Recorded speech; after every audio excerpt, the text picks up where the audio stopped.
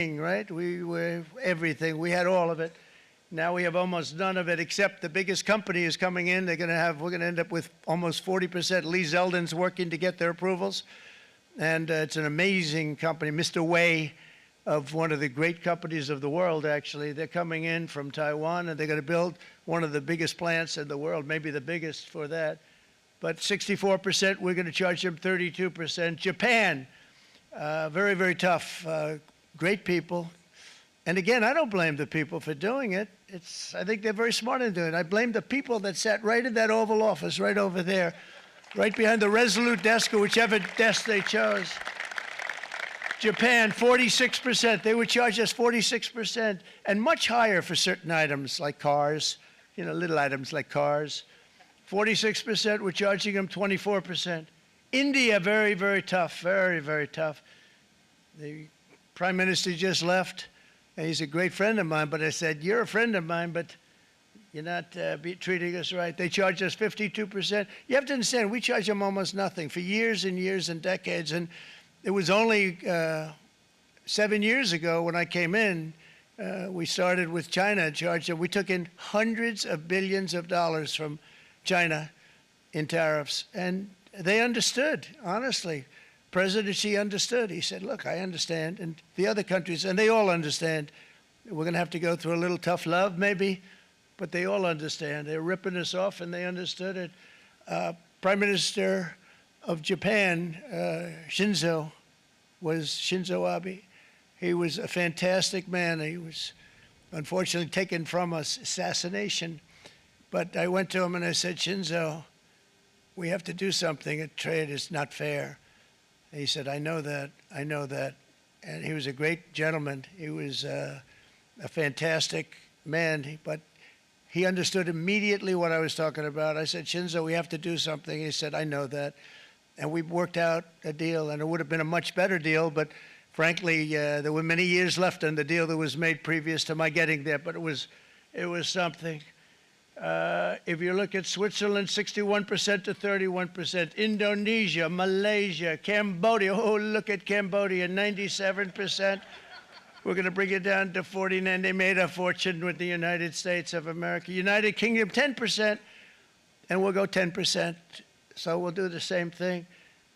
South Africa, 60%, 30%, and they've got some bad things going on in South Africa. We're paying them billions of dollars, and we cut the funding because a lot of bad things are happening in South Africa. The fake news ought to be looking at it. They don't want to report it.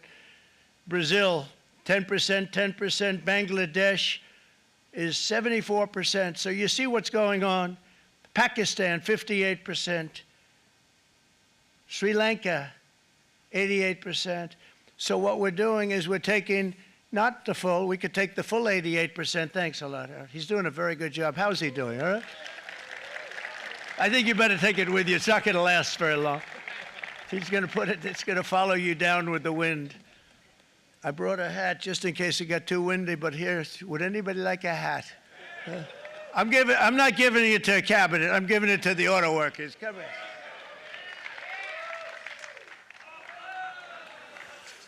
Thank you, fellas. Get it. That's it. That's it. They deserve it more than our cabinet. Our cabinet has plenty of hats. But you see the numbers. The numbers are so disproportionate. They're so unfair. At the same time, we will establish a minimum baseline tariff of 10%. You notice that on the chart.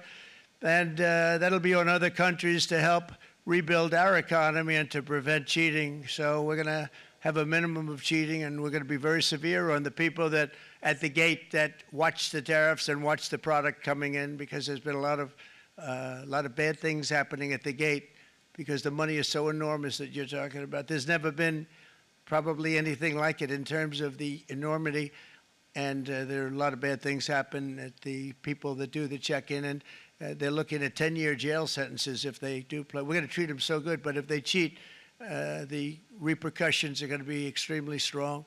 Foreign nations will finally be asked to pay for the privilege of access to our market, the biggest market in the world. We're right now the biggest market in the world. We had a great country 4 years ago in terms of the economics. We were doubling up on China. We were doing so well. Nobody was going to catch us, but so much of it slipped away over the last 4 years under Biden.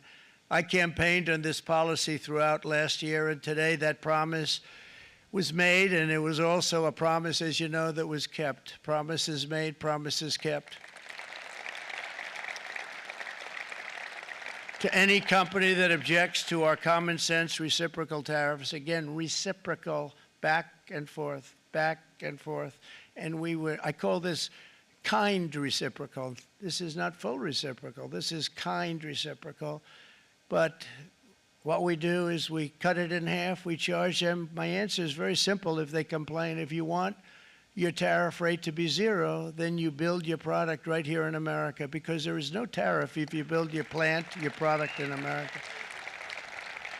And we've seen companies coming in like we've never seen before.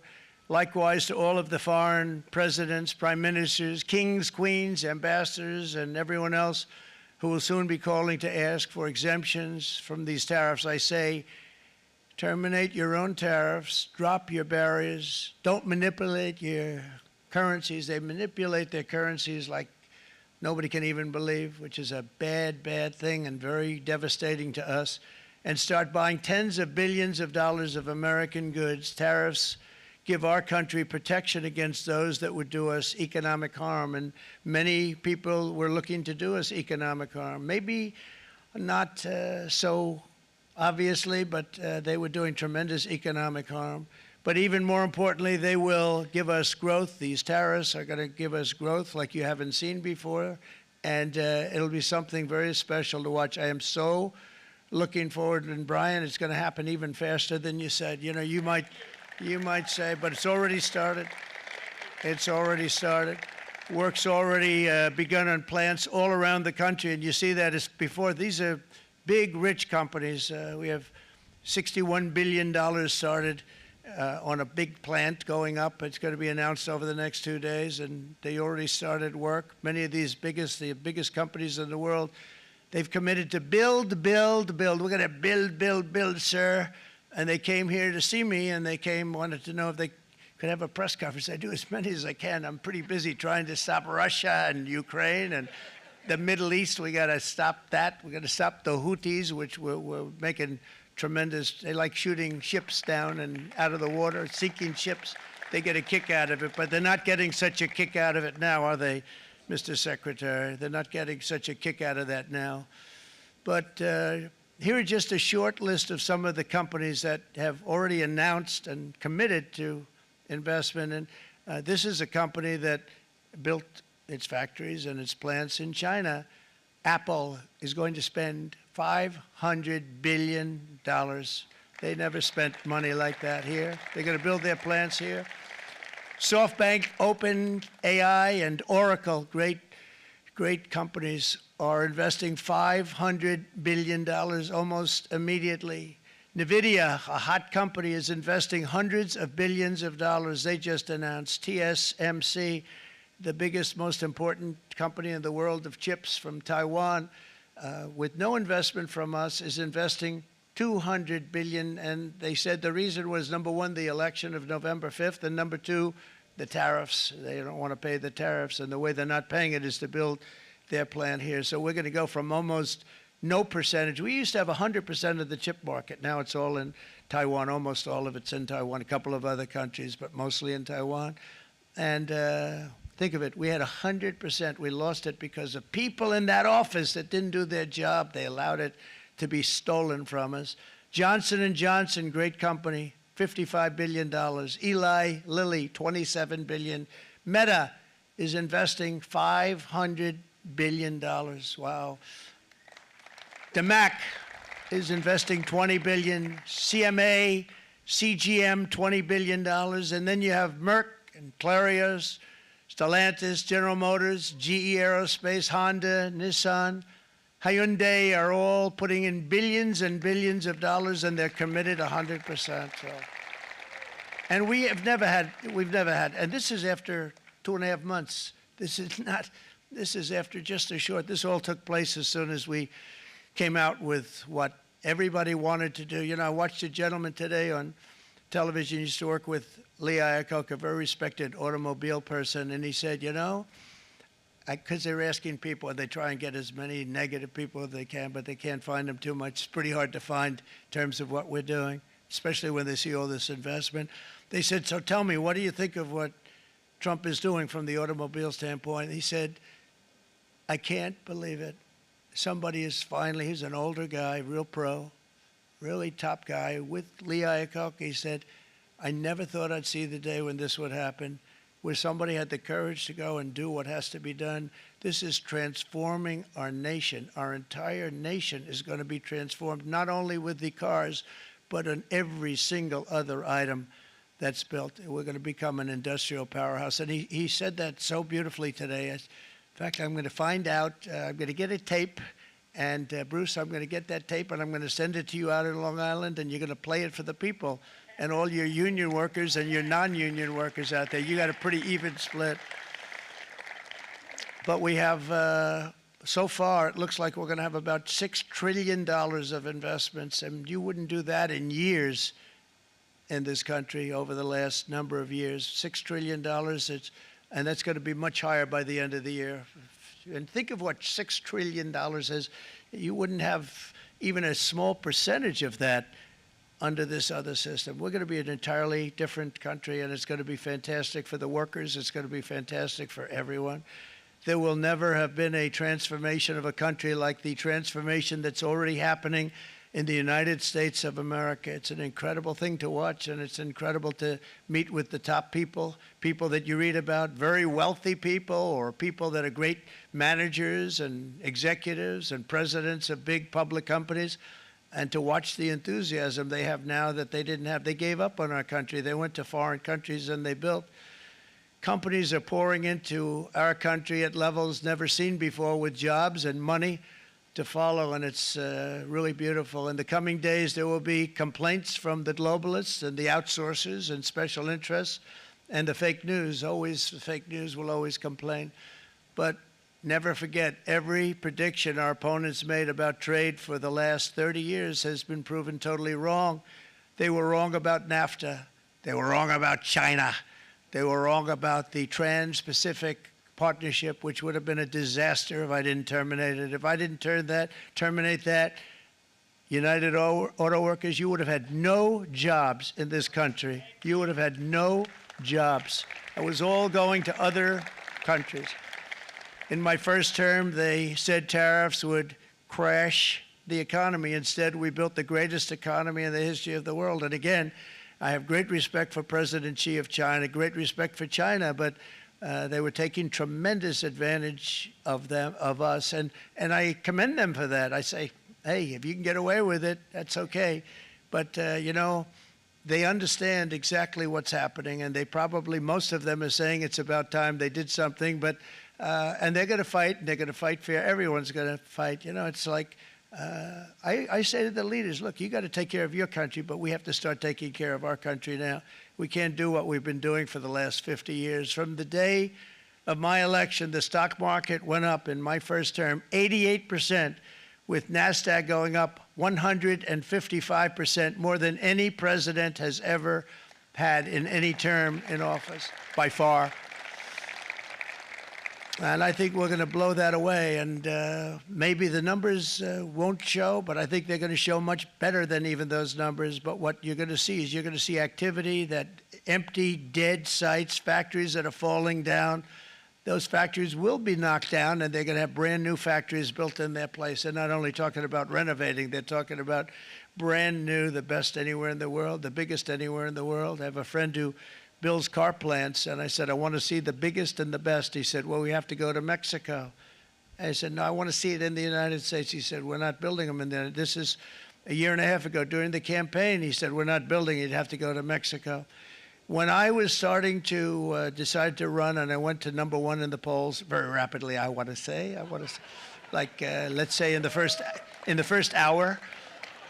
And then shortly thereafter, it looked like I was going to win, and the fake news was saying, oh, no, don't do this. What they don't know is if I didn't win, they would have really been in trouble, because nobody wants to read them anyway.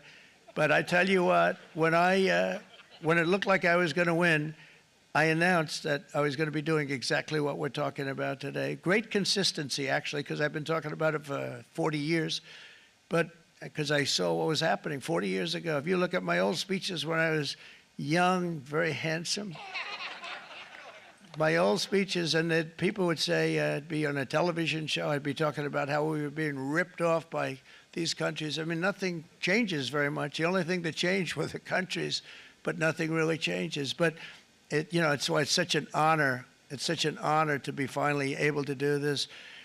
If you look at China, I took in hundreds of billions of dollars in my term, hundreds of billions. They never paid 10 cents to any other president, and yet they paid hundreds of billions, so much so that Biden couldn't do anything. They wanted to try and terminate it because he had a very special relationship with China. You know what the relationship was? He had a special relationship. But the numbers were so big, that they couldn't do it. So they did ease it up. They did things that they shouldn't have done. They made it a lot more comfortable for them, but they couldn't do it because the numbers were hundreds of billions of dollars, and I did that. And we were on our way to doing something like incredible. And then we had a very bad election happen, a very bad election. A lot of bad things happened. So when I said we got to do it again, I said we have to make it too big to rig. And we made it too big to rig, and we won in records, and it was a monumental win. And it was such an honor to see so many of you, like Brian and your friends, here with us to celebrate, and to more importantly celebrate what we're doing, because that wouldn't be a full celebration if we didn't do this, because this will be an entirely different country in a short period of time. It'll be something the whole world will be talking about it. The critics made the very tired predictions earlier this year, but in February, core inflation dropped to the lowest rate in 4 years, and the price of eggs, as you know, just in a month and a half, we were there for 4 weeks. And the first week, I got blamed for eggs. I said, I just got here. They said eggs have gone up at like 250%, and you can't get eggs. And they were going crazy. And I said, I just got here. And then we got to work on eggs, and we got to work on everything. And our great Secretary of Agriculture, you did a fantastic job. Brooke Rollins, she did a fantastic job. And as I said before, the price of eggs dropped now 59%, and they're going down more, and the availability is fantastic. They were saying that for Easter, please don't use eggs. Could you use plastic eggs? I said, we don't want to do that. We want to, and you really came through. It's an amazing job. Thank you very much, Brooke. You did great. But likewise, an old-fashioned term that we use, groceries. I used it in the campaign. It's such an old-fashioned term, but a beautiful term, groceries. It sort of says a bag with different things in it. Groceries went through the roof, and I campaigned on that. I talked about the word groceries for a lot, and energy costs now are down, groceries are down, gasoline is way under $3, and people are beginning to be able to buy things and live again. We brought prices way down. We created 10,000 already in a few weeks, new manufacturing jobs. And it was that took place in 1 month, numbers that they haven't seen in a long time. We had virtually no inflation under my term.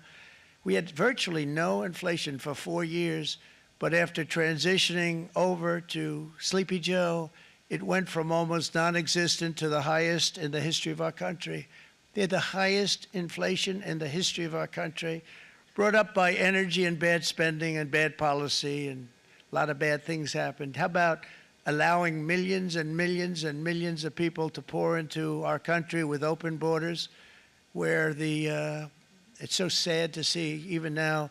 And I see our great secretary you have done. Stand up, please, Christy. Stand up. Christy Nome and Tom Homan. These people are doing a great job, but gotten them out in records. We have problems with judges that don't want them to go out. They want Tren de Aragua, and they want MS-13, the most vicious gangs ever. Nobody's ever seen anything like it. Absolute killer gangs. They kill people. They don't even think about it. And we put them out, and we have judges now, radical left judges that want to They don't want them to go out. They want them to even be brought back. Let's bring them back. You've done a fantastic job, and please thank everybody. Homeland Security, thank everybody. Appreciate it. And we now have a border that's the best border that we've ever had, even better than it was my first term. My first term we did good, but this one we really specialized in. We've done really well. And we had records then. We had the best, safest border. 4 years ago, we had the best border there ever was. And now we have, you've actually matched it and done even better. And we're going to get it down the right way. And we want people, by the way, to come into our country, but we want them to come in through a legal process. We want them to come in legally. We need more people. We need people to run these plants and to help the auto workers and the Teamsters and the non-union people and everybody else. But we need people, and the farmers. And we're going to let people come in, but they want to come in. We want them to come in legally. They have to have the capability of loving our country, not people that hate our country. We don't want them in our country. And now we're going to pass the largest tax cuts in American history, and that's where we're relying on Mike and John Thune. And we will not cut Social Security, Medicare, or Medicaid benefits, and the Democrats will, because if they got in, the entire economy would collapse. This country was heading for a collapse under the people that you saw. They were horrible. I think one of the reasons people like the job, I have my highest approval ratings because I think they're comparing me to the worst administration in the history of our country, so I appreciate that at least. But Speaker of the House Mike Johnson and Senate Majority Leader, appreciate it, Mike, John Thune have been fantastic, by the way. But they've been working tirelessly on taking the next step to pass the plan for our one big, beautiful bill. I'd like to name it that if you can. One big, beautiful. I made that statement about 6 months ago, and everybody calls it one big, beautiful bill. And it will be that. It'll have everything, the big tax cuts and every incentive there is. And it'll be fantastic. And by the way, for the cars, we're asking for an interest deduction on a loan. So if you build the car, only in America we do it, Brian. If the car's not built in America, you don't get the interest rate deduction. But if you build the car in America, if you buy a car, if it's built in America, then you get an interest rate deduction, tax deduction, and that's a big thing. That's going to be a big thing. I think that's going to pay for itself very quickly, that deduction. Never happened. We've never had anything like that before. Somebody said, where do you get the idea? Because it's so basic. You would think that would have happened a long time ago. It never did, and I'm very happy it didn't, because now I can say that was my idea. But we're going to get us closer to the debt extension. We have to get the debt extension passed, and I know you're going to be able to do that, Mike, and it's very important that you do that. And all of the other things that the Senate budget plan gives us, along with working, because I know they're working together, John and Mike, and the two bills are going very well together. We need to get our shared priorities done, including certain permanent tax cuts. We want the tax cuts to be permanent, spending cuts, energy and historic investments in defense, border, and so much more. We're covering everything. These will be phenomenal. There'll be no bill like this going to straighten. One bill is going to straighten out our country for many, many years to come. And we said, let's just do it and let's get it done. And some guys will love it and some guys will like it a little bit less because they're not getting what they were exactly looking for, but they're getting a lot. They'll never, if we get this done, it'll be the most incredible bill ever passed in the history of our Congress and Senate and congressmen, the senators and the congressmen, many of whom are here today, will be very proud of themselves. I really believe that. It's going to set us on a whole new prosperous path. We're going to cut spending and right-size the budget back to where it should be. We're going to do that very strongly. Thank you, Rick. Thank you. John, thank you. Oh, look at all of our senators over there. Oh, boy. That's a nice group of people. But I won't like them so much if they don't get this bill done.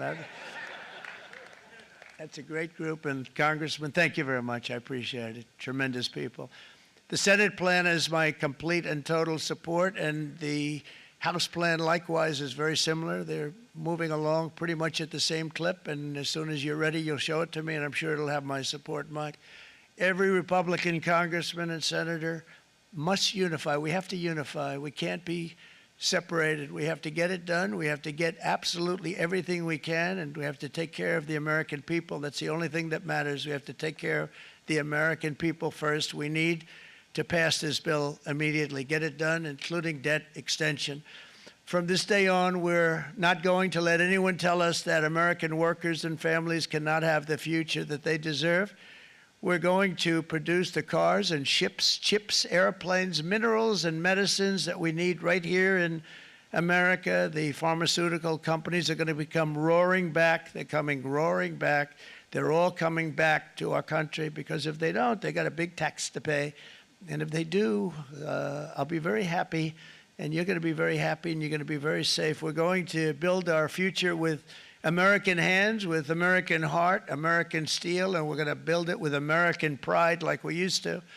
We're approaching our 100th day as president, and have been given credit by a lot of people, actually, even some of the fake news. Can you believe it? Which in this case hopefully isn't fake, for having done more in that time than any other administration in the history of our country in the first 100 days. I think we've had an amazing, in terms of what we've done, what we've gotten accomplished. I'd like to see if we can get that war ended and another war from not starting in the Middle East. We have to get Russia. They're losing 2,000 on average, 2,500 people a day, young people, soldiers, Russian. Think of that, 2,500 through some days, but on average, probably over about a 1 week period, it's 2,712, they say. They're losing those soldiers. They're dying. They're being decimated. And they're not from our country, but they're from other countries. But they're human beings. They're from Russia. They're from Ukraine in this period, most of them. And we're going to get it stopped. It's a senseless war that would have never happened if I was president, and it shouldn't be allowed to go on. And I think we're being given good cooperation by Russia and by Ukraine, but we have to get it stopped. It's humanity. It's humanity. It's a terrible thing. This will be a very big moment. I think you're going to remember today. It's going to be a free nation that we're dealing with. We're going to have a very free and beautiful nation. It's going to be Liberation Day in America, and it's going to be a day that hopefully you're going to look back in years to come and you're going to say, you know, he was right. This has turned out to be one of the most important days in the history of our country. God bless you, and God bless America. Thank you, everybody. Thank you very much. Thank you. Thank you very much.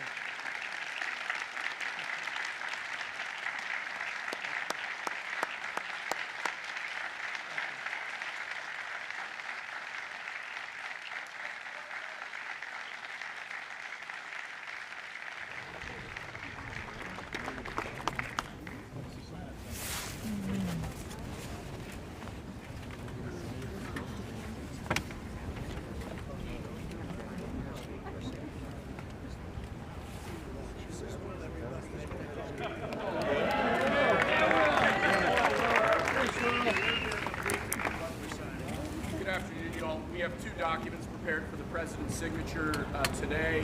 One closes what's referred to as the de minimis loophole with respect to imports from the U.S. Not even Hail Mary. The other is the big one, is the reciprocal tariff executive order that the president just spoke about at length. This is obviously a huge deal, and it's been an honor to be part of the team getting started.